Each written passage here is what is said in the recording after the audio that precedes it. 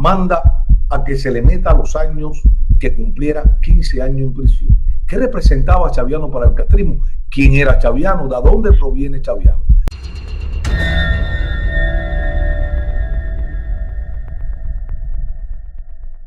Realmente yo soy vecino de Fidel Castro, o era.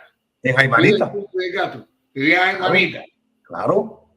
Entonces, yo creo que eso también influyó. Usted estaba siempre en los partes, permíteme, usted siempre salía en los partes de contrainteligencia de seguridad personal. Sí, por supuesto.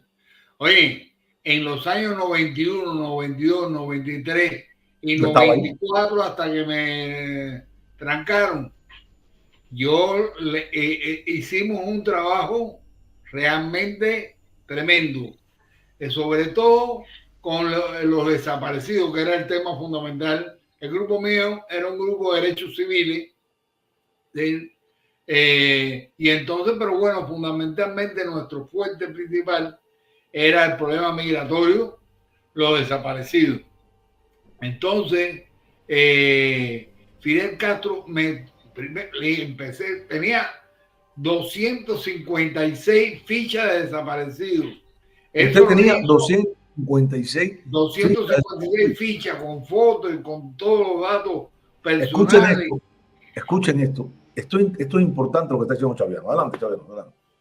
Entonces, con esa ficha que le hizo el ingeniero Serafín Sarduy, que era el que atendía ese departamento, y yo, por supuesto, pues iba constantemente a donde quiera que hicieran falta esa ficha, iba yo. Por ejemplo, ¿Cómo te enteraba? ¿Cómo se enteraban? Sin prácticamente comunicación, Chaviano. ¿Cómo usted se enteraba de eso? Bueno, no, pues me llamaban, por ejemplo, el caso de Sebastián Arco. Yo fui a juicio de Sebastián Arco porque a Sebastián lo acusaban de estar difamando de la revolución, porque había denunciado el caso de 3 desaparecidos que estaban desaparecidos porque eran de La Habana y estaban presos en Boniato. Habían tratado de salir, creo, del país, bueno, estaban desaparecidos. Entonces, Sebastián Carrato tenía casos de eso y él me los daba a mí. Cuando me los daba, yo los ponía en la maquinaria, es decir, se lo daba a Serafín Sarduy y él iba a la casa de la persona, los investigaba, la cosa, porque para no tener cosas falsas, ¿no? Entonces, lo estaban acusando de desacreditar la revolución con estos 3 desaparecidos que resulta que estaban presos en Boniato. Pero el problema es que ellos estaban desaparecidos porque la familia durante semanas no sabían de ellos. Entonces, estaban diciendo que estaban difamando si me aparecían con un listado de 115 desaparecidos. La fiscal Edelmira Pedri, que era en aquel momento la que atendía los asuntos de la seguridad del Estado, cogió un subido cuando iba a aparecer con el listado de 115 desaparecidos y dijo que no iba a parar hasta que no me viera en la prisión. Bien, yo seguí, no solamente lo acusé, yo lo acusaba en el Consejo de Estado, presentaba denuncia, que por qué era que si había 2 o 3 muertos con una diarrea por allá por Centroamérica, salían en el periódico Gramma. Sin embargo, habían decenas, cientos y miles de desaparecidos en el estrecho de la Florida y no se hablaba una palabra de eso en el periódico Gramma. Y yo lo futigaba por ahí. En la Fiscalía General de la República presenté varias denuncias contra el gobierno, ¿sí? Contra Fidel Castro, contra la seguridad del Estado, porque resulta que utilizaban a patrones de embarcaciones y se ponían a promover para sacar gente del país. Entonces, por ejemplo, ¿Quiénes? Chaviano, permíteme, ¿quién promovía para sacar gente en el país? ¿Quiénes son los patrones? Los patrones de embarcaciones por orden de la seguridad del Estado. Yo recuerdo uno de los casos, por ejemplo, que Tato Rodríguez Corbea de Pinar del Río, él tenía en La Coloma, Pinar del Río, La Coloma, él tiene un pesquero ahí, Landa, bastante grande, y él fue y visitó a una joven, una señora de Jaimanita, de Santa Fe, mejor dicho, de Santa Fe, Mirta Lemu, a la quien él le llegó y le dijo que él necesitaba $100,000, que no le importaba la cantidad de gente, que podía ser toda la gente que quisiera, pero $100,000 quería. Bueno, se liaron ahí. Mirta no tenía un kilo, lo que tenía era mucho deseo de irse porque el hijo había salido del país.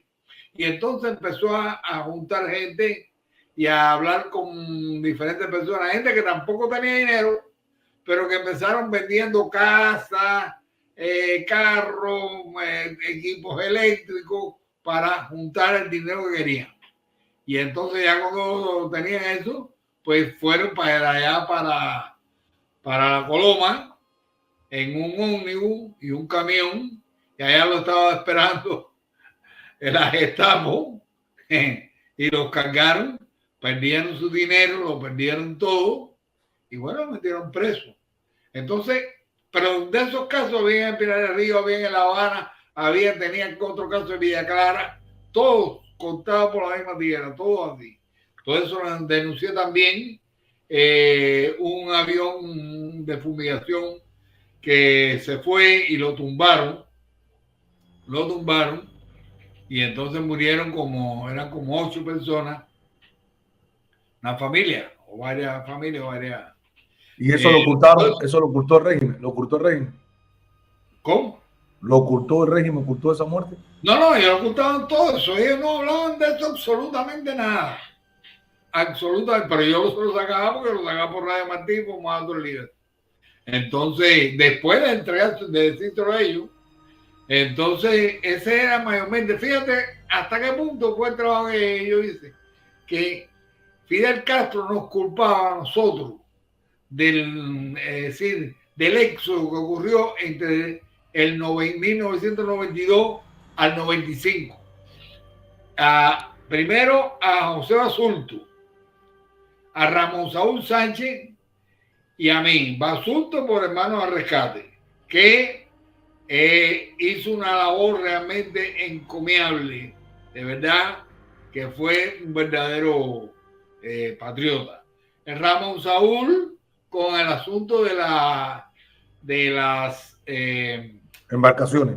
Sí, las embarcaciones que iban hasta 12 millas de las aguas cubas frente a La Habana, entonces ahí tiraban cohetes, bengalas y esa serie de cuestiones, la flotilla, que era, si usted pone a mirar, Saúl lo estaba desafiando ahí, Hermanos al Rescate, y yo con el lío ahí adentro metiendo la leña con todas estas cosas. Bueno, él nos ocupaba a nosotros 3. Entonces, pero como él las cosas quiere hacer, él empezó a quererme hacer un expediente a mí, como que estaba, es decir, para hacerle un atentado. Realmente no se habló nunca de él. Utilizó sus 2 más altos funcionarios, que eran José Millán Barrueco, de su gobierno, José Millán Barrueco, que era secretario del Consejo de Estado, y Carlos Laje Dávila, que era vicepresidente del Consejo de Estado. Ellos eran los 2 más altos funcionarios porque Raúl venía a ser prácticamente como un gobierno aparte, como un gobierno sustituto, una cosa así. Bueno, entonces ambos eran promoviendo lo que después iban a hacer como un atentado a Fidel Castro. En el caso de Chomi, utilizó al chofer de él como que el chofer quería matarlo y quería que yo le diera cobertura. Y yo le dije, no. Sí. Bueno, y el chofer, ¿qué me deciste? Que el chofer de Chomi cayó en la causa de Diocles Torrealba y Tony La Guardia porque participaba en casa de esta gente. Sí, ¿sabes? Sí, claro. Bueno, él me dijo, bueno, y después el otro fue, en este caso, Carlos Laje, con un grupo de supuestos funcionarios de alto nivel del gobierno que querían dar un golpe de Estado, querían promover un cambio en Cuba, y entonces querían una serie de cosas de ayuda de la Oficina de Intereses. Yo hasta le cogí miedo, la verdad, porque imagínate tú, este grupo. Ahora, aquí entra a jugar Rocha.